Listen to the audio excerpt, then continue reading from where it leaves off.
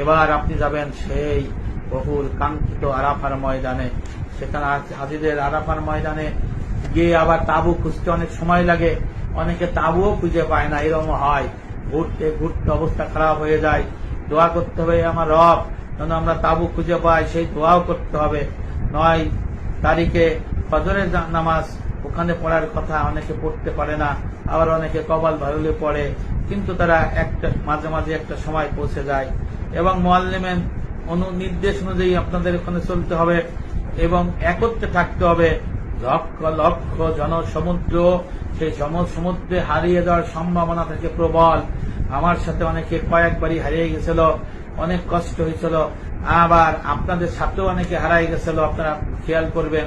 আর যারা যাবেন সাবধান, খবরদার, হুঁশিয়ার। মুআল্লিম এবং গ্রুপকে ছাড়বেন না, স্বামী স্ত্রীকে হাত ধরে থাকবেন, নিজের লোক হাত ধরে রাখবেন, কারণ আরাফার ময়দানে আপনার হারাই যাওয়ার সম্ভাবনা বেশি।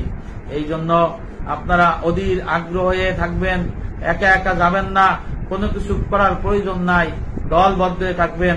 এদিক যে আপনি ওই একা একা মাতুব্বরি করে আপনি নামিরাতে যায় ওখানে যে মসজিদে যে নামাজ পড়ার চেষ্টা করবেন না। নামাজ আপনি তাঁবুতেই পড়বেন, মুআল্লিমের সাথে পড়বেন, গ্রুপ লিডারের সাথে পড়বেন, ইমাম যিনি আছেন তার সাথে পড়বেন। যদি আরাফার ময়দানে জুম্মা হয় জুম্মা পড়বেন, ওখানে যদি আপনি মুকিম থাকেন আপনি মুকিমের পুরো নামাজ পড়বেন। আর যদি মুসাফির হন মুসাফির থাকেন, ওখানে এক প্রকার দুষ্ট লোক থাকে, তারা ঘোষণা করে কে আসো, নবীর নামাজ কিরা পড়বা, এই ধরনের বিভ্রান্ত করে। কারণ নবী করিম সাল্লাল্লাহু আলাইহি ওয়াসাল্লাম এখানে কসর নামাজ পড়েছিলেন, আমার নবী তখন মুসাফির ছিলেন, তাই কসর নামাজ পড়েছিলেন। আর সাহাবা একরামরা অনেক সময় তারা মুকিম ছিলেন, তারা পুরা নামাজ পড়েছিলেন। আবার অনেকে বলে জুহুর আর আসর একসাথে পড়বে, কিন্তু হানাফি মাযহাব আহলে সুন্নাত ওয়াল জামাত জুহুরের নামাজ আলাদা পড়ে, জুম্মা যদি থাকে জুম্মা পড়বে, আর আসরের সময় আসর পড়বে। এইভাবে নামাজ পড়লে কোনো সমস্যা নাই। এই নিয়ে গোলমাল হয়, ফ্যাসাদ হয়, দাঙ্গা হয়, মারামারি হয়, দেখতে নেবো, কাটতে নেবো, ফেঁকে ফেলাবো, এই ধরনের আলোচনা হয়। এবং কেউ কারোর সাথে কথা বলে না, হিংসা বিদ্বেষ করে, ও বলে ও পথভ্রষ্ট, ও বলে ও পথভ্রষ্ট। সাবধান, খুশি হুঁশিয়ার ভাই। আরাফার তপ্ত ভূমিতে আপনার চোখের পানি ফেলানোর দিন। এই আরাফার মাটি বড়ই পবিত্র। এই দিন আল্লাহ পাক যত হাজিদের যত মানুষকে ক্ষমা করবে, ও পৃথিবীর অন্য কোনো দিন ক্ষমা করে না। এই দিন ওদিকে অনেক মানুষ, সারা পৃথিবীর মানুষ, শুধু আরাফা কেন সারা পৃথিবীর অনেক মুসলমানকে ক্ষমা করে দেন। এই জন্য আপনাদের বুঝতে হবে যে কি করতে হবে। এখানে ইবাদত বন্দি করতে, মারামারি করা যাবে না। আর বাংলাদেশের জন্য 9 জিলহজটা হলো ধার্য করতে হয়, আরাফার দিনের কথা বলা হয় নাই। 9 জিলহজ অর্থাৎ ওখানে আরাফার দিন, বাংলাদেশে পরের দিন। অনেকে বলে ওখানে তো হজ হয়ে গেল, আরাফা হয়ে গেল, আমরা তো এই সওয়াব পাবো না। এটা মিথ্যে কথা, এটা পথভ্রষ্টতার কথা। আল্লাহ রাসূল স্পষ্ট জানাইছেন, সাহাবাগণ জানাইছেন 9 জিলহজ, 9 জিলহজ। আমাদের এখানে যেদিন 9 জিলহজ, সেই দিন আমাদের ইবাদত বন্দেগী করতে হবে। আর অতি সতর্কতার সহিত আপনারা 2 দিন করতে পারেন, তাতে কোনো নিষেধ নাই। যে আপনি যদি মনে করেন না সৌদি আরবের সাথে আমি ওই হজের দিন মানে আরাফার দিন ইবাদত বন্দি করবেন, এটা তো আপনাকে কেউ নিষেধ করে নাই। কিন্তু আপনি যে 9 জিলহজটাকে যদি সৌদি আরবের আরাফা দিনের সাথে টাইনি নিয়ে আসেন, তাহলে এটা মূর্খতা ছাড়া কিছু না। আমি সাথে এই ফাঁকে এই আলাপটা করে দিলাম। 9 জিলহজে যে আরাফার মধ্যে আপনার থাকতে হবে, সেখানে কিন্তু এখানে আপনি যে নির্দিষ্ট নিয়ম কানুন আছে, এই নিয়ম কানুনের মধ্যে থাকতে হবে। আপনার ওখানে কিন্তু আবার সেই অল্প জিনিসপত্র নিতে হবে, কারণ সফরটা অনেক বড়। হাঁটতে হইতে পারে হয় 11 কিলো, নয় 20 কিলো। এর দিতে কিন্তু হাঁটাহাঁটি নাই, জীবন চলে যেতে পারে, জীবন নষ্ট হতে পারে, চোখের পানিতে ফৈলাভ হয়ে যাবে, শরীর ব্যথা হয়ে যাবে, এই শরীর চলবে না, মনে অন্যরকম একটা অনুভূতি হবে। আর দীর্ঘ সফরের পর লক্ষ লক্ষ জনতা, হাতে হাতে ধরার মতো জায়গা নাই, আপনারা ছবিতে দেখেছেন। এইভাবে সেখান থেকে আপনার যেতে হয়, অনেকে হারায় যায়। এই জন্য মিনার থেকে যখন আপনি আরাফায় যাবেন, তখন সেখানে একটা চাদর নেবেন, একটা পাটি নেবেন, গামছা নিবেন, মেশক নিতে পারেন, সাবান, ঔষধ, কয়েক কিছু টাকা নিতে পারেন, ছোট ব্যাগে সাথে করে নিয়ে যাবেন। আর পারলে একটু জমজম পানি যদি মক্কা থেকে নিয়ে থাকতে পারেন, সামান্য একটু জমজম পানি সাথে নিয়ে যাবেন। কারণ আরাফাতের ময়দানে সারাদিন অবস্থান করে ইবাদত বন্দি করবেন। খাওয়া দাওয়া কিন্তু সেইভাবে নাও হইতে পারে, আপনার অভুক্ত থাকতে হইতে পারে। এখন তো খাওয়া দাওয়ার অনেক সিস্টেম করছে, কপাল ভালো হইলে সৌদির খাবার খাবেন, এই খাবার আপনার ভালো লাগবে না, আবার আপনি অনেকে খায়ও না, কারণ সেটা আল্লাহর সন্তুষ্ট জমে গেছে। বাড়ির থেকে চিড়ামুড়ি নিয়ে যায়, সেইগুলো তারা খায়, অনেক অনেক কফি খায়, বিস্কিট খায়, চা খায়, এইভাবে তারা খায়। এই জন্য আপনারা বেশি জিনিস সেখানে নিয়ে যাওয়া যাবে না। লক্ষ লক্ষ হাজিরা পায়ে হেঁটে মুজদালিফায় পৌঁছায়, আপনারা দেখেছেন। সুস্থ হাজিদের জন্য পায়ে হেঁটে যাওয়া আরামের, তাড়াতাড়ি যাওয়া যায়, আর গাড়িতে অনেক দেরি হয়, অনেক সফর, ভিড়। তাই বলে আপনি কিন্তু একা একা যাবেন না। ভালো করে মনে রাখবেন, পা যদি নষ্ট হয়, হজও নষ্ট হয়ে যায়। কারণ আপনার পা কিন্তু আসল ভাইরা আমার, 9 জিলহজ আরাফাতের দিন, হজের প্রথম দিন। এই দিনকে ইয়াউমু আরাফা বলা হয়। পৃথিবীতে মানব জীবনে অর্থাৎ মুসলমানদের জন্য এটাই সবথেকে সুবর্ণ সুযোগের একটি দিন। হজের 3টি ফরজ আমলের মধ্যে প্রধান ফরজ হল এই উকুফে আরাফা। এই দিনে পালন করা হয়। আরাফার পরিচয়ের অর্থ মিলনস্থল, মিলনের স্থল। আদি পিতা হযরত আদম আলাইহিস সালাম, আদি মাতা বিবি হাওয়া আলাইহিস সালাম সুদীর্ঘ 350 বছর বিচ্ছেদের পর আল্লাহ পাকের করুণায় দয়ায় হজের তারিখে তাদের পরস্পরের সঙ্গে এই আরাফার প্রান্তরে তাদের সাক্ষাৎ হয়েছিল। আবার আল্লাহ তাআলা তাদের ক্ষমা করে দিয়েছিলেন। এই আরাফার একটি পাহাড় অর্থাৎ জাবালে রহমতের পাদদেশে দাঁড়িয়ে আমার নবী মুহাম্মদ সাল্লাল্লাহু আলাইহি ওয়াসাল্লাম বিদায় হজে 1,40,000-এর বেশি সাহাবায়ে কিরামের উপস্থিতিতে বিদায় হজের সে ঐতিহাসিক ভাষণ দিয়েছিলেন। এই ভাষণ শুরু থেকে শেষ পর্যন্ত আমার রব, তখন মাইক ছিল না, কি ছিল না, উচ্চ কণ্ঠভাবে প্রত্যেক হাজীদের কানে পৌঁছে দিয়েছিলেন আমার নবীর সেই বিদায় হজের বাণী। এখানে ইবাদত বন্দি করতে হবে। আরাফার একটি গুরুত্বপূর্ণ জায়গা, ইবাদত বন্দি করার জায়গা। এই আরাফাতি হচ্ছে হজ, অবস্থানই হচ্ছে হজ। হাদিস শরীফে আছে, আরাফাতে যদি কেউ না যায় তার হজ হবে না, আবার হজ করতে হবে। এই জন্য সুনান ইবনে মাজাহ শরীফে আছে যে নবী করিম সাল্লাল্লাহু আলাইহি ওয়াসাল্লাম ইরশাদ করেন, আরাফাতে অবস্থানই হচ্ছে হজ, অর্থাৎ প্রধান কাজ। বাবা আদম আলাইহিস সালাম, মা হাওয়া আলাইহিস সালামের সুদীর্ঘকাল বিরহের পর এটা পুনঃমিলনস্থানের জায়গা। তোমাদের দিনকে আমি সম্পন্ন করে দিলাম। উদখুলু ফিস-সিলমি কাফা, আল্লাহ বলেছেন তোমরা পরিপূর্ণ দিনে দাখিল হও, কারণ তোমাদের দিন ইসলামকে আমি সম্পন্ন করে দিলাম। সূরা মাইদা আয়াত নাম্বার 3। এই আয়াতটি এই আরাফায় নাজিল হয়। সুবহানাল্লাহ। ইয়াউমু আরাফা অর্থাৎ আরাফার দিন 9 জিলহজ আল্লাহ তাআলা সবচেয়ে বেশি সংখ্যক তাপী মানুষকে ক্ষমা করেন। আরাফার ময়দানে হতে পারে, বাংলাদেশে হইতে পারে, আফ্রিকাও হইতে পারে, খুলনাও হইতে পারে, বরিশালও হইতে পারে, আমেরিকা হইতে পারে। যারা আল্লাহর কাছে রাজি খুশি করার জন্য তাই মনোবাক্যে সমস্ত হারাম থেকে, ফরজ থেকে আল্লাহ পাকের কাছে যখন রোনাজারি করবে, ওহে আমার রব আপনি আমাকে ক্ষমা করুন, হাজী সাহেবদের সাথে আমাদেরও মাফ করে দেন। যেভাবে আল্লাহ আপনি আপনার হাবিবের দোয়া অনুযায়ী সমস্ত হাজীদের ক্ষমা করে দিয়েছিলেন, আল্লাহ আপনি আমাদেরও ক্ষমা করে দিন। এই দিন ইবাদত বন্দি করে আল্লাহ পাকের কাছে যদি কান্নাকাটি করা হয়, তখন মাগরিব থেকে মাশরিক সারা পৃথিবীর যত মুসলমান তাদেরকে আল্লাহ ক্ষমা করে দিতে পারেন। আল্লাহ রাসূল বলেছেন এই দিনে আল্লাহ এমন এত পাপী তাপিকে ক্ষমা করেন, এত ক্ষমা করেন যাহার কোনোদিন ক্ষমা করা হয় না।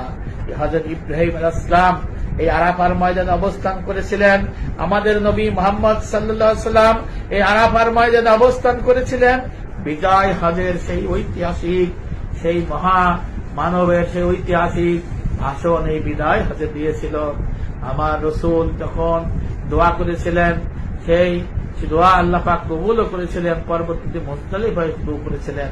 আইয়ামে তাশরিক জিলহাজের 9 জিলহাজ থেকে 13 জিলহাজ পর্যন্ত আইয়ামে তাশরিকের দিন। এই দিনে 9, 10, 11, 12, 13 জিলহাজ প্রতি ওয়াক্ত ফরজ নামাজে সালাম ফিরানোর সাথে সাথেই প্রত্যেক মুসলমান নরনারীর জন্য একবার তাকবীরে তাশরিক, আল্লাহু আকবার, আল্লাহু আকবার, লা ইলাহা ইল্লাল্লাহু ওয়াল্লাহু আকবার, আল্লাহু আকবার, ওয়ালিল্লাহিল হামদ পড়তে হয়। এখানে একটা মাসলা আপনারা জেনে নেন, যারা বাংলাদেশে থাকবেন, আহলে সুন্নাত ওয়াল জামাত হানাফি মাযহাবের ইমামে আযম আবু হানিফা রাহমাতুল্লাহ আলাইহি বলেছেন, শুধু পুরুষদের জন্য এই তাকবীরে তাশরিক, এই তাকবীরে তাশরিক 9 থেকে 13 জিলহজ 5 ওয়াক্ত নামাজের পরেই একবার পড়া ওয়াজিব, মহিলাদের জন্য ওয়াজিব নয়। এই মাসলা আছে, মহিলা যদি পড়ে ভালো, না হলে তাদের জন্য ওয়াজিব নয়। এই জন্য মহিলাদের ভার এখানে লাঘব করা হয়েছে। তবে অন্যান্য মাযহাব, অন্যান্য ফতোয়া অনুযায়ী সকল নরনারীর জন্য, মুসলমান নরনারীর জন্য 9 থেকে 13 জিলহজ পর্যন্ত আল্লাহু আকবার, আল্লাহু আকবার, লা ইলাহা ইল্লাল্লাহু, আল্লাহু আকবার, আল্লাহু আকবার, ওয়ালিল্লাহিল হামদ পড়া ওয়াজিব। এই ওয়াজিবের কিন্তু কাফারা নাই, এই ওয়াজিবের কিন্তু কাজা নাই, খেয়াল করতে হবে। আর মহিলারা যেহেতু জামাতে নামাজ পড়ে না, এটা জামাতে নামাজ পড়ে বলা শর্ত বলা হয়েছে, এই বিষয়টা কিন্তু খেয়াল করতে হবে। এই বিষয়ে যখন আমি আর একদিন মাসলা মাসাইল নিয়ে আলোচনা করব, আপনাদের ভুল ধারণা হবে। আপনার স্ত্রী, আপনার মেয়ে, আপনার বোন, আপনার ফুফু, আপনার খালা যদি তাকবীরে তাশরিক না পড়ে, তাদের গুনাহ হবে না, তাদের জন্য কোনো সমস্যা নাই। যদি তারা পড়ে, উত্তম মুস্তাহাব আমল হবে। এই বিষয়টা পড়তে হবে। এরপরে হজে যারা থাকবে, তারা 9 থেকে 13 তারিখে প্রথমে তাকবীরে তাশরিক পড়বেন। এরপরে তারা তাকবীরে তাশরিক তারা পড়বেন এবং 23 ওয়াক্ত নামাজ সেখানেও তারা পড়বে। আমরা এখানেও পড়ব। হজের প্রধান ফরজ কি, এই বিষয়টা আপনাদের জানতে হবে।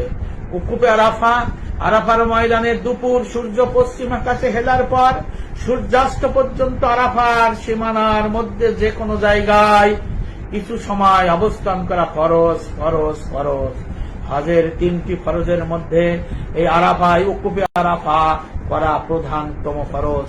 ওজোর সাপেক্ষে 10 জিলহজের শুভে সাদিক 9 তারিখ দিবাগত রাত, বস্তুতে রাত জিলহজ তারিখের রাত পর্যন্ত সময় কিছুক্ষণ অবস্থান করলো হজ আদায় হবে। সেটা হলো অসুস্থ রোগী, হাসপাতাল থেকে আসছে এরকম অনেকে, সেই ক্ষেত্রে। কিন্তু আপনার আমার জন্য মাগরিবের আগ পর্যন্ত এই উকুফে আরাফা করতে হবে।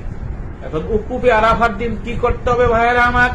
যারা শুনছেন, যারা হজে আছেন, যারা হজে যাবেন, আর যারা এখানে আছেন, যাদের আত্মীয় স্বজন যাবেন, তাদেরকে আমার এই লেখাটা শেয়ার করে তাদেরকে আপনারা পাঠাই দিবেন। উকুফে আরাফার আমাদের করণীয় আমল কি? উত্তম হলো তাঁবুর বাইরে খোলা আকাশের নিচে এসে কিবলামুখী হয়ে সূর্যাস্ত পর্যন্ত দোয়া করা। আহা, সহিহ মুসলিম শরীফের হাদিস, প্রথম খণ্ড 398 পৃষ্ঠা। অর্থাৎ তাঁবুর বাইরে খোলা আকাশের নিচে এসে কিবলামুখী হইয়া সূর্যাস্ত পর্যন্ত সেখানে উকুফে আরাফা করা। কিন্তু আমরা কি করি? আমরা তাঁবুর মধ্যে থাকি, বন্ধুর সাথে কথা বলি, খাওয়া দাওয়া নিয়ে ব্যস্ত থাকি, খাবার বেশি পালো, কে খাবার কম পালো, ওই যে লক্ষ লক্ষ গাড়ি, হাজার হাজার গাড়ি আছে, ফ্রি খানা বিতরণ করে, ফ্রি ওই যে জুস দেয়, এক এক বাঙালিরা যায় 1 কার্টুন মাথায় করে নিয়ে আসে, খায় মাত্র 2টা, কিন্তু এক এক বাঙালি 1 কার্টুন মাথায় নিয়ে আসে। তাহলে এই ইবাদত নষ্ট হয়, মানুষের জিনিস নষ্ট হয়। আবার আরাফার ময়দানে এই ফ্রি জুস খাইতে যায় 90% মুসলমানের ডিসেন্ট্রি হয়ে যায়। তারা তখন এই এহরামের কাপড় নষ্ট করে, কি যে অবস্থা হয়ে যায় ভাই। এই জন্য আমার পরামর্শ হলো, ওই ফ্রি জুস খাওয়ার দরকার নাই। আপনি খাইতে যান নাই, আপনি ওখানে ঘুমাইতে যান নাই, আরাম করতে যান নাই, আপনি ইবাদত বন্দি করতে গেছেন। জীবনে আর যাইতে পারবেন কিনা জানি না, হজে যাইয়ে কিন্তু আরাফায় যেতে হবে, এই সুযোগ আর পাবেন কিনা জানি না, বাঁচবেন কিনা জানেন না। এখন 1 সেকেন্ড আপনি নষ্ট করেন না। শুধু শুধু রাস্তায় দাঁড়াইয়া এই খানা ফ্রি জুস আনার জন্য যায়েন না, কার্টুন কার্টুন। দেখা যায় তাঁবুর মধ্যে এনে জুস ভরে ফেলাই দিচ্ছেন, কিন্তু যাওয়ার সময় দেয় সমস্ত জুসের কার্টুন পড়ে আছে, সমস্ত মিরিন্ডা পড়ে আছে, সমস্ত কোক পড়ে আছে, কিন্তু আপনার খাওয়ার মতো অবস্থা নাই, কেউ খায় না। অথচ যায় কি লাফালাফি করেন, আপনার পেট দেখেন কি যারা গেছেন, যায় দৌড়াই দৌড়ি করে, ধাক্কা ধাক্কি করে, গালা মানে কি একটা বৃষ্টি অবস্থা করে, শুধু এই জুস আনার জন্য, এই খাবার আনার জন্য। এই কাজটি আপনারা উকুবে আরাফাত সমাজে করেন না ভাই, কোনো দরকার নাই। আপনি বাড়ির থেকে যে চিড়ামুড়ি নিয়ে গেছেন, পানি পাবেন, এই পানি এইগুলিই খান, কিছু পাইলে খাবেন, নইলে খাওয়ার জন্য, ফ্রি খাওয়ার জন্য দৌড়াইয়েন না। আমার অনুরোধ, অভিজ্ঞতার আলোকে বলছি, এই সময় একবার হারাই গেলে আর সেই সময় ফিরে পাবেন না। এই সময় একবার চলে গেলে চোখের পানি মৃত্যু পর্যন্ত কান্না করেও পাবেন না। এই সময়টা যদি আপনি হারাই ফেলেন, আপনি আল্লাহর কাছে দোয়া করার সময়টুক পাবেন না। এই জন্য আরাফার ময়দানে কেউ ফ্রি জুস, ফ্রি খাবারের জন্য দৌড়াদৌড়ি করেন না। আপনি খেতে পারেন একটা, নিবেন একটা, আপনি আনেন 50টা, আমার চোখে দেখা আমি জানি। আপনার স্ত্রীও আনতেছে 50টা, আপনার ভাই আনতেছে 50টা, আপনি আনতেছেন 50টা, আপনার সবাই 50টা করে গাড়ি ভাগা করে আপনার পুরো একটা গাড়ি নিয়েছেন তাঁবুতে। খান কয়টা? কিন্তু দেখেন নষ্ট করতেছেন, আর অনেকে পায়ও না, তা কিন্তু আপনি নিয়ে এসে, বাঙালিরা এই কাজটা করে, এটা করা যাবে না কোন অবস্থাতেই। উকুফে আরাফার দিন সূর্যাস্তের পূর্বে আরাফার সীমানা ত্যাগ করা যাবে না, যাবে না, যাবে না, অন্যথায় দম ওয়াজিব হয়ে যাবে। অর্থাৎ আর একটা দমে শকর দিতে হবে, আর একটা দুম্বা সৎকা করে দিতে হবে মক্কায় খেয়াকালীন সময়।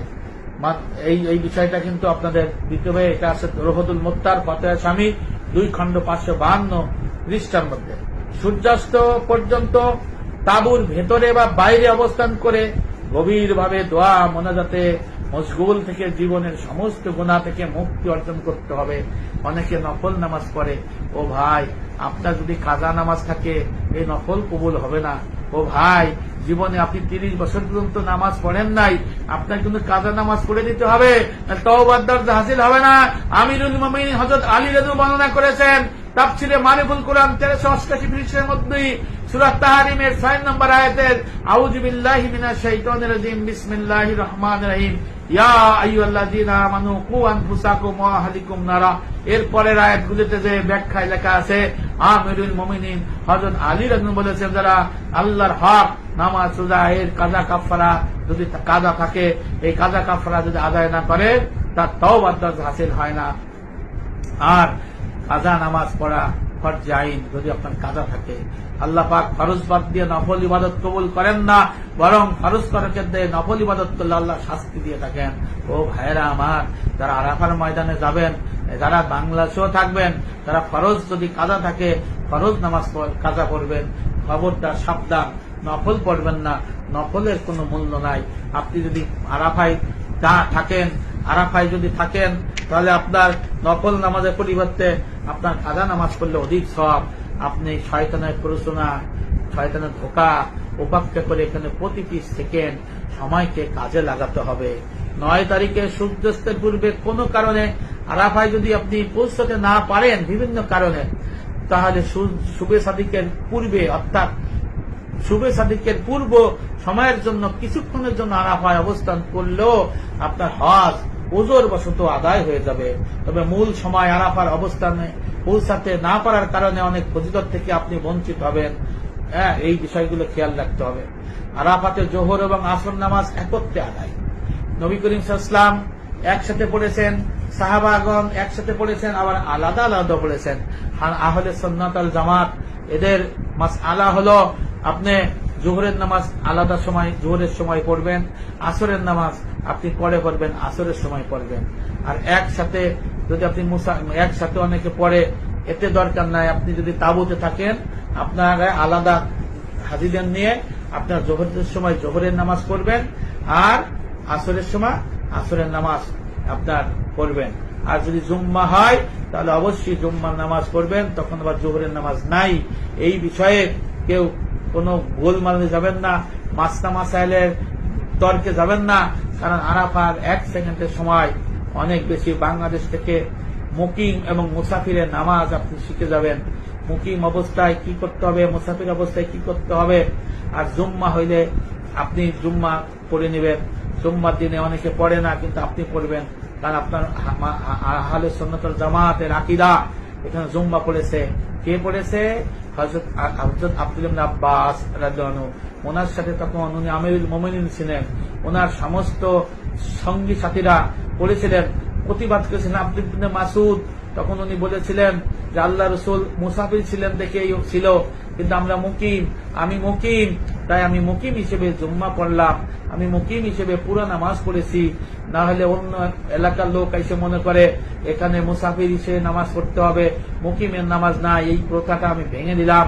তখন আব্দুল্লাহ ইবনে মাসউদ রাদিয়াল্লাহু আনহু সহ সমস্ত সাহাবারা এটা মেনে নিলেন। এই বিষয়গুলো কিন্তু কিতাবের মধ্যে আছে। ভাইয়েরা আমার, এই বিষয়টা আমি আলোচনা করে দিলাম। আরাফার ময়দানে মসজিদে নামিরা আছে, এই এলাকায় এখানে যদি যান, আপনি যদি পড়তে পারেন ভালো, হারাই গেলে এখানে যাওয়ার দরকার নাই। আপনি তাবুতে আপনার মুআল্লিম আছে, আপনার ইমাম আছে, যোগ্যতাকে তাকে আপনি ইমাম বানাইয়া আপনি এখানে নামাজ পড়বেন, এখানে কোনো সমস্যা হবে না। আর যদি আপনি মসজিদ নামিরাতে যান, সেখানে জোহর এবং আসর একসাথে পড়া হয়। এখানে জোহর এবং আসরের এক আজানে 2 একামতে একত্রে আদায় করা হয়। এখানে কোনো সুন্নত এবং নফল নামাজ পড়তে হয় না, কারণ এই সময় পাওয়া যায় না। একটা শেষ হওয়ার পরে পরে আমি প্রথমে যখন গিয়েছিলাম নামিরাতে যে আমি পড়েছিলাম, তারপরে আবার এসে আমি আবার মুকিম যেহেতু ছিলাম, ওখানে কসর পড়াইছে, আমার আবার নামাজ আমার তাবুতে পুরা 4 রাকাত আবার আমার পড়া লাগছিল, কারণ আমি আহলে সুন্নাত ওয়াল জামাতের মাসলা মাসাইল জানি সেই হিসেবে। আব্দুল্লাহ ইবনে ওমর রাদিয়াল্লাহু আনহু বর্ণনা করেন, নবী করিম সাল্লাল্লাহু আলাইহি ওয়াসাল্লাম আরাফার দিন সকালে ফজরের নামাজ পড়লেন, মিনা থেকে আরাফার উদ্দেশ্যে রওনা হলেন, আরাফার পৌঁছে নামিরাতে অবস্থান করলেন। অতঃপর যখন জোহরের নামাজ হলো, তখন অতি দ্রুত নামাজ আদায় করলেন, জোহর ও আসর একত্রে পড়লেন। অতঃপর খুতবা দিলেন। খুতবা শেষে আরাফার মাওকিকের দিকে যে স্থানে গভীর মনোযোগের সাথে দোয়া মোনাজাত করা হয় রওনা হলেন। সেখানে আল্লাহ রাসূল সূর্যাস্ত পর্যন্ত উকুফ করলেন। সুনানে আবু দাউদ প্রথম খণ্ড 265 পৃষ্ঠা। আরাফায় উপস্থিত সকলের পক্ষে মসজিদ নামিরাতে গিয়ে প্রধান জামাতে সম্ভব হয় না, আমি আগেই বলেছি। তাই আপনারা ওই যে আগেই বলেছি নিজের তাবুতে ইবাদত বন্দী করেন, এটাই উত্তম। আপনার তাবু যদি মসজিদ নামিরা সংলগ্ন হয়, তাহলে তো সৌভাগ্যের কথা, আপনি যে পড়লেন কোনো অসুবিধা নাই, ওখানে আপনি উকুফে আরাফা করলেন। ওই মসজিদের আশেপাশে যাইয়া উকুফে আরাফা ফরজ, অর্থাৎ হজের প্রধান ফরজ আদায় হয়ে যায়। ওই জামাতে সামিল হতে না পারলে আপনি আফসোস করবেন না, খুশি থাকবেন, কোনো সমস্যা নাই। এই জন্য তাবুতে আপনি পড়বেন। তাবুতে আপনি কিভাবে পড়বেন? সকলে মিলেমিশে জামাত করবেন। আমি আগে বলেছি জোহরের সময় জোহরের নামাজ, আসরের সময় আসরের নামাজ, কারণ হজের ইমামের ইক্তিদা ব্যতীত উভয় ওয়াক্তের নামাজ একত্রে আদায় করা জায়েজ হবার কোনো প্রমাণ নাই। এটাই হানাফি মাযহাবের সকল আলেমগণের ফতোয়া। কোন কোন মাযহাবের লোকেরা তাবুতেও জোহর এবং আসরের নামাজ একত্রে আদায় করেন, অর্থাৎ জামাতের সহিত। সুতরাং নিজ নিজ মাযহাব অনুযায়ী আপনারা আমল করবেন, কেউ ফিতনা ফাসাদে জড়াবেন না, গোলমালে যাবেন না। এই জন্য এই ইলম শিক্ষা করা ফরজ। প্রত্যেক তাবুর হাজী সাহেবানরা নিজ নিজ তাবুতে জামাতে নামাজ আদায় করবেন। আরাফার বিশাল ময়দানে উপস্থিত সকল হাজীদের খুতবা শোনার জন্য মাইকের ব্যবস্থা করা হয় না, একত্রে নামাজ আদায় হয় না, তাই সকলের পক্ষে খুতবা শোনার সৌভাগ্য হয় না। সৌদি সরকার মাইকের মাধ্যমে সেটা কেন ব্যবস্থা করেন না, আমার কাছেও বোধগম্য নয়। এটা করলে ওনাদের ক্ষতি নয়, বরং হাজীদের সুবিধা হয়। নবী করিম সাল্লাল্লাহু আলাইহি ওয়াসাল্লাম বলেন, আল্লাহ তাআলার নিকট আরাফার দিনটি হল সর্বশ্রেষ্ঠ। এই দিনে আল্লাহ তাআলা কুদরতিভাবে দুনিয়ার নিকটবর্তী আকাশে অবস্থান করেন এবং অতি মুতাওয়াজ্জু হয়ে ফেরেশতাদের সম্মুখে তার হাজীদের বিনয় অনুনয় নম্রভাব উচ্চতুষ্ট মলিন মুখ নিয়ে গর্ব করেন। তিনি ফেরেশতাদের লক্ষ্য করে বলেন, ওহে ফেরেশতারা, তোমরা দেখো আমার ধূলি ধূসরিত বান্দারা অস্থির চিত্তে উত্তপ্ত জমিনে দাঁড়িয়ে আছে। তারা দূর দূরান্ত থেকে আমার রহমত লাভের জন্য এখানে সমবেত হয়েছে, অথচ তারা আমার শাস্তি দেখে নাই। এই গর্ব করার পরে হাজীদেরকে জাহান্নামের শাস্তি হতে মুক্তি দেওয়ার নির্দেশ দেওয়া হয়। আর আরাফার দিনে যত লোককে ক্ষমা করা হয়, অন্য কোন দিন এত লোককে আল্লাহ ক্ষমা করেন না। সহিহ ইবনে হিব্বান, মুসলিম শরীফের হাদিস, এই হাদিসটা রয়েছে। নবী করিম সাল্লাল্লাহু আলাইহি ওয়াসাল্লাম বলেছেন, আরাফার দিন শয়তান যেভাবে অপমানিত হয়, লাঞ্ছিত হয়ে থাকে, তার কোনদিন এইভাবে অপমান আর লাঞ্ছিত হয় না। আরাফার ময়দানে দোয়া কবুলের এবং মাগফিরাতের সর্বোত্তম স্থান। সুতরাং দুপুরের পূর্বেই অনেকে দুপুরের পূর্বেই অজু গোসল করে, যদি খাওয়া দাওয়া করা যায় খাওয়া দাওয়া সেরে এই পর্ব শেষ করে নিতে হবে। গভীর মনোনিবেশের সাথে ইবাদত বন্দেগীর জন্য প্রস্তুতি নিতে হবে। এখানে দেখবেন অনেকে ঘুমিয়ে থাকেন, অনেকে অনেক দুনিয়াবি কথা বলেন, মোবাইলে কথা বলেন, বাড়িতে কথা বলেন, আত্মীয় স্বজনের কথা বলেন। খবরদার, হুঁশিয়ার, সাবধান। আপনার সময় যেন তেন উপায়ে নষ্ট না হয়ে যায়। মনে রাখতে হবে এখানের একটি সেকেন্ড আপনার কাজে লাগাতে হবে।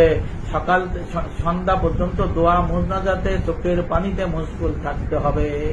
যেহেতু আরাফাতের ময়দানে অবস্থানের সময়টুকু অতি মূল্যবান এবং দোয়া কবুলের উত্তম সময়, সেহেতু এই সময় আল্লাহকে হাজির নাজির জেনে নিজের মাতৃভাষায় কাঙ্গালের মতো কান্নাকাটি করে আল্লাহর কাছে অতি বিনীতভাবে দোয়া করতে হবে, মাগফিরাত কামনা করতে হবে নিজের জন্য, নিজের পিতামাতার জন্য, শ্বশুর শাশুড়ির জন্য, ভাই বোনের জন্য, আত্মীয় স্বজনের জন্য, সারা পৃথিবীর মানুষের জন্য, মুসলমানের জন্য দোয়া মাগফিরাত কামনা করতে হবে।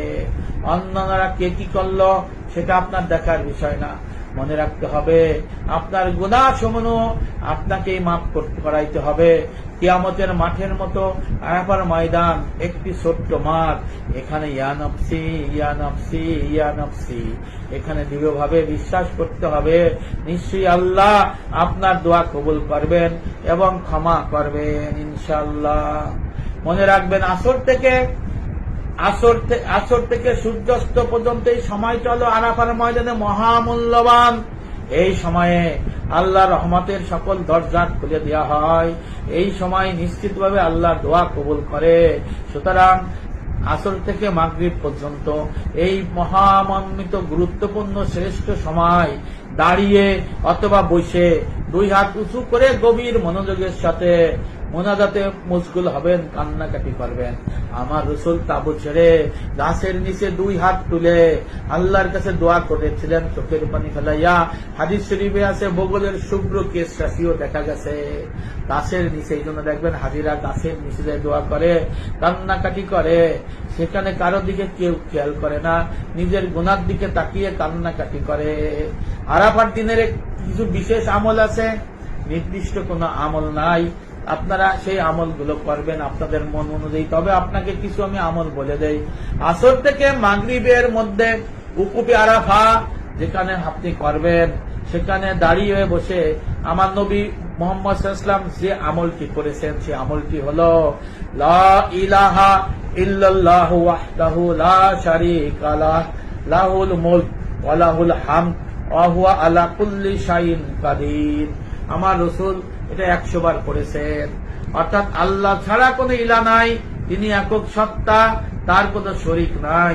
সাম্রাজ্যের কর্তৃত্ব তারই, সমস্ত প্রশংসা তার, তিনি সকল বিষয়ে উপর সর্বশক্তিমান। সূরা ইখলাস অর্থাৎ কুল হুয়াল্লাহু আহাদ আল্লাহুস সামাদ লাম ইয়ালিদ ওয়া লাম ইউলাদ ওয়া লাম ইয়াকুল লাহু কুফুয়ান আহাদ 100 বার। দুরুদ ইব্রাহিম অর্থাৎ নামাজের মধ্যে যে দুরুদ পড়ি, এই দুরুদ পড়বেন 100 বার। আল্লাহ তাআলা ফেরেশতাদের সাক্ষীকে বলেন যে আমার এই বান্দা তাসবিহ করেছে, তাহলিল পাঠ করেছে, আমার বড়ত্ব ও শ্রেষ্ঠত্ব বর্ণনা করেছে, আমার মারিফাত লাভ করেছে, আমার প্রশংসা করেছে এবং আমার নবীর উপর দুরূদ পড়েছে, তাই নিশ্চয়ই তাকে আমি ক্ষমা করে দিলাম, তার সুপারিশ আমি কবুল করলাম। আর আমার এই বান্দা যদি আমার কাছে আরাফার উপস্থিত হয়ে সকলের কাছে সকলের জন্য ক্ষমা প্রার্থনা করে, তবে তার সুপারিশও আমি কবুল করব। এটা হলো বাইহাকি শরীফের হাদিস, আত তারগিব অত তারহিব 2 খণ্ড 186 এই হাদিসটা রয়েছে। সুবহানাল্লাহ। আরাফা পড়ার জন্য কোরআন সুন্নাহয় বর্ণিত আরো দোয়া আছে, যদি সম্ভব হয়, কিন্তু এই সময় পাওয়া যাবে না। উপরগুলো পড়তে পড়তে আপনার আসর থেকে মাগরিব হয়ে যাবে। আর এক দোয়া যদি সম্ভব হয় পারবেন, সুবহানাল্লাহি ওয়া বিহামদিহি সুবহানাল্লাহিল আযীম, লা ইলাহা ইল্লা আনতা সুবহানাকা ইন্নী কুনতু মিনাজ জালিমিন, লা হাওলা ওয়ালা কুওয়াতা ইল্লা বিল্লাহ। এই ধরনের আপনি যদি আরাফার ময়দানে দোয়া করেন তাহলে সবচেয়ে সুবিধা। তবে প্রথমে যে আমি বলে দিলাম যেটা আল্লাহ রসুল পড়েছেন, আপনারা যারা হজে আসেন বা যাবেন এই আলোচনা শুনবেন যে আরাফায় আমার রসুল কি পড়েছিলেন এবং এটা আমল কি, এটা আপনি দেখবেন। এবং যারা হজ করেন তারা ব্যতীত অন্যান্য মুসলমানদের জন্য আরাফার দিনে রোজা রাখা সুন্নত, হাজিদের জন্য না। বাংলাদেশে বা বিদেশে যারা আছেন তাদের জন্য এই আরাফা মানে 9 জিলহজ, ভালো করে বুঝেন, আরাফার দিন না। আজকে সৌদি আরবে আরাফা, কালকে আমাকে 9 জিলহজ। আল্লাহ রসুল 9 জিলহজের কথা বলছে। এই জায়গায় একটা ফ্যাক্টনা লাগায়। আপনি অতি সতর্কতার জন্য 2 দিন দেখেন, বাংলাদেশের 8 জিলহজ, আবার ওই দেশের পরের দিন আমার 9 জিলহজ, 2 দিনে রাখেন, সমস্যা তো নাই। কিন্তু আপনি যে পরের দিন 9 জিলহজে ইবাদত করবেন না, এটা আগের দিন করে দিবেন, এটাই কিন্তু নাই। কারণ সহি কথা হলো চাঁদ দেখে ইবাদত বন্দেগী শুরু করতে হবে, রোজা রাখতে হবে, চাঁদ দেখে কুরবানি করতে হবে, চাঁদ দেখে ঈদুল ফিতর করতে হবে, চাঁদ দেখে রোজা ভাঙতে হবে, চাঁদ দেখে। অর্থাৎ আমাদের চাঁদের পর নির্ভরশীল। যেহেতু সৌদি আরবে যখন সূর্য ওঠে আমাদের সূর্য তখন অস্ত যায়, এরকম অবস্থা আছে। এই বিষয়গুলো আপনার খেয়াল করতে হবে। হাদিস শরীফে আছে আরাফার দিনে রোজা রাখার বদলতে আল্লাহ তাআলা বিগত 1 বছর এবং আগামী 1 বছর সমস্ত গুনাহ সমূহ ক্ষমা করে দিবেন। সহিহ মুসলিম হাদিস নাম্বার 1162।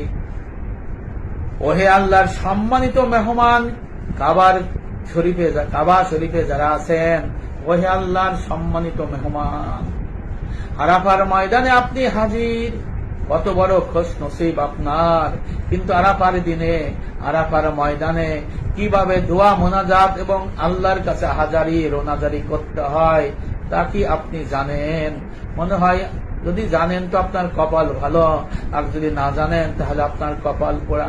কেমন ছিল আরাফার ময়দানে আমার নবী মুহাম্মদ সাল্লাল্লাহু আলাইহি ওয়াসাল্লামের দোয়া মোনাজাত ও রোনাজারি?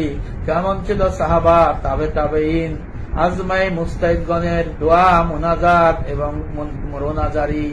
আল্লাহ রাসূল সাল্লাল্লাহু আলাইহি ওয়াসাল্লাম আরাফাত দিন কিভাবে দোয়া করেছেন, মোনাজাত করেছেন, যিনি ছবিকে যেভাবে চিত্র করেছেন, তার চাচাতো ভাই আব্দুল্লাহ ইবনে আব্বাস রাদিয়াল্লাহু আনহু রইসুল মুফাসসিরিন উনি বলে দিয়েছেন, নবী করিম সাল্লাল্লাহু আলাইহি ওয়াসাল্লামকে দেখেছি আরাফার ময়দানে, তিনি দোয়া করেছেন, উভয় হাত 2 বুক হাত পর্যন্ত তুলে রেখেছেন।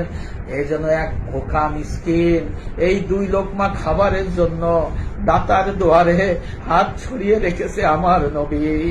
হযরত আব্দুল্লাহ ইবনে আব্বাস রাদিয়াল্লাহু বর্ণনা করেছেন আল্লাহ রাসূল কিভাবে দোয়া করেছেন।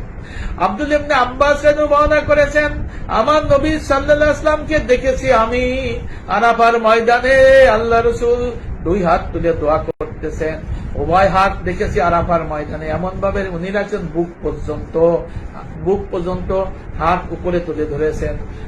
আব্দুল্লাহ ইবনে আব্বাস রাদিয়াল্লাহু আনহু রইসুল মুফাসসিরিন বলতেছেন, এই জন্য এমন ভাবে আল্লাহ রাসূল হাত তুলছেন যেন এক ভোকা মিসকিন 2 লুকমা খাবারের জন্য দাতার দুয়ারে, আল্লাহর কাছে দাতার দুয়ারে হাত বাড়িয়ে চাইতেছেন।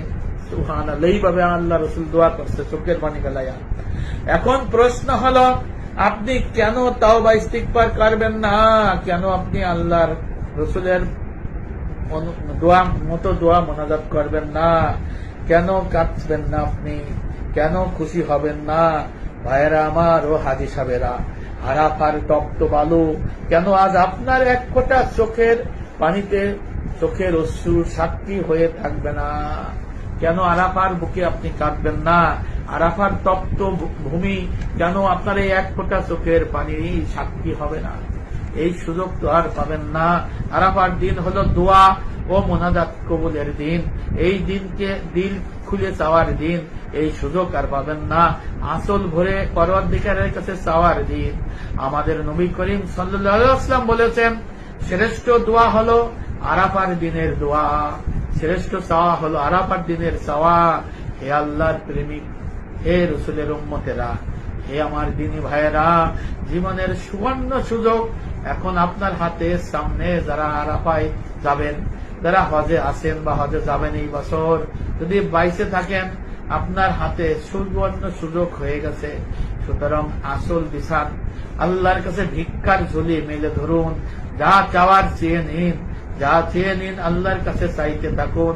অন্তরের যা কিছু কামনা বাসনা, দিলের যা কিছু তামান্না আরজু মাওলার দরবারে পেশ করতে থাকুন। আজ তো শুধু দোয়া কবুলতের দিন। আজকে আল্লাহর সাথে আপনার মাগফিরাতের, আল্লাহর মিলনের দিন। আজকে আল্লাহ আপনার কথা শুনবেন আর আল্লাহকে উপলব্ধি আপনি করতে পারবেন। কিয়ামতের আলামত আপনি দেখতে পারবেন। ওহে আল্লাহর বান্দারা, ওহে আমার নবীর উম্মতেরা, ওহে আমার দিনী ভাইয়েরা, আপনার চোখের পানি যেন মরুভূমির সেই আরাফার তপ্ত বালুকণা আপনার ধন্য হবে না। কেন আপনি চোখের পানি ফেলাই কাঁদবেন না? কেন আপনি মুশকুল থাকবেন না দোয়া মোনাজাতে? কেন আপনি খাবারের জন্য, ফ্রি খাবারের জন্য দোয়া দৌড়াদৌড়ি করবেন? কেন আপনি খাবারের জন্য লাফালাফি করবেন? কেন আপনি চা পান নাই, কফি পান নাই, খাবার পান নাই যে রাগারাগি করবেন? সাবধান, খবরদার, এই কথা, এই সব চিন্তাও আপনারা করবেন না। আরাফার ময়দান হল হজের উদ্দেশ্য হাসিলের কেন্দ্রস্থল, কেন্দ্রভূমি। এখানেই সার্বময় ক্ষমতার মালিক আমার আল্লাহ সর্বাত্মকভাবে এই দুনিয়ার মানুষকে আত্মসমর্পণ করতে বলেছেন এবং আমার রসুল সেও আত্মসমর্পণ করেছেন। আপনিও আত্মসমর্পণ করে আল্লাহর কাছে ক্ষমা ভিক্ষা চাবেন আর নিষ্পাপ হয়ে যেন জান্নাত চাইতে পারেন। এই জন্য আপনার চেষ্টা বিকির করতে হবে। যেভাবে আমার নবী চোখের পানি ফেলাইয়া, বুক পর্যন্ত হাত তুলা, গাছের নিচে দাঁড়াইয়া ঘন্টার পর ঘন্টা আল্লাহর কাছে দোয়া মোনাজাত করছে, আপনিও আল্লাহ রসুলকে সেইভাবে অনুসরণ করবেন, দোয়া করবেন, কান্নাকাটি করবেন। তবেই হজের সফর অর্থাৎ বাইতুল্লাহর সফর সফল হবে, আপনার হজের মাবরুর নসিব হতে পারে। দোয়া মোনাজাত শেষ করে আপনার জিনিসপত্র আবার গুছিয়ে এবার মুজদালিফার পথে আপনার হাজির পা বাড়াইতে হবে। মাগরিবের পরে ভাইরা আমার, মাগরিবের পরে তারপরে কিছুক্ষণ সৌদি সরকার আটকায় রাখে, আগের থেকে গাড়ি ছাড়ে না। গাড়ি পাওয়া অনেক ভাগ্যের কথা। আপনি গাড়ি নাও পাইতে পারেন, প্রস্তুতি নিতে হবে। আবার গাড়ি আলাদা ম্যানেজ করতে পারেন, টাকা আলাদা দিয়ে দূরে গাড়ি রাখবে, অনেক দূরে। এখানে আপনার কাফেলার অনেকে হারাই যাওয়ার সম্ভাবনা বেশি, অনেকে হারাই যায়। সাবধান, খবরদার, হারাই যাবেন না। তাহলে এই যে কষ্ট করলেন, আরো 4-5 দিনের কষ্ট আছে, এই কষ্ট আপনি একা একা করতে পারবেন না। আপনার হজ কিন্তু মাটি হয়ে যাবে। সাবধান, খবরদার, আপনি হারাই যাবেন না। যদি পায়ে হেঁটে চলতে হয় একসাথে হেঁটে যাবেন, আবার একজন গাড়িতে যাবেন, 5 জন হাইটে যাবেন করবেন না। যদি হাইটে যান হাইটে যাবেন, গাড়িতে গেলে গাড়িতে যাবেন। তবে গাড়ি পাওয়া অনেক কষ্ট। কয়েকটা গাড়ি, 30-50 লক্ষ লোক এই গাড়িতে যাওয়ার জন্য হামলা করে পড়বে। এই গাড়িতে ওঠা একটা বিশাল কষ্টের বিষয়। এমনি সারাদিন সারা রাত পরিশ্রান্ত হয়ে আছেন, অভুক্ত হয়ে আছেন, চোখের পানি ফেলাইয়া কান্নাকাটি করে আপনার শরীর অনেক ব্যথা বিতুর হয়ে আছে। এরপরে গাড়ির জন্য আপনার দৌড়াদৌড়ি করতে হবে। গাড়ি পাওয়া গেলে গাড়ির মধ্যে এসি থাকবে না, মনে রাখবেন। গাড়ির মধ্যে ঠান্ডা থাকবে না। আপনার মুজদালিফায় যাই অনেক সময় লাগবে, তখন আপনার কিন্তু বমি হবে, আপনার বমি হয়ে অনেক কষ্ট হবে। এই খেয়াল রাখবেন। অনেকে দাঁড়ায় থাকতে হবে।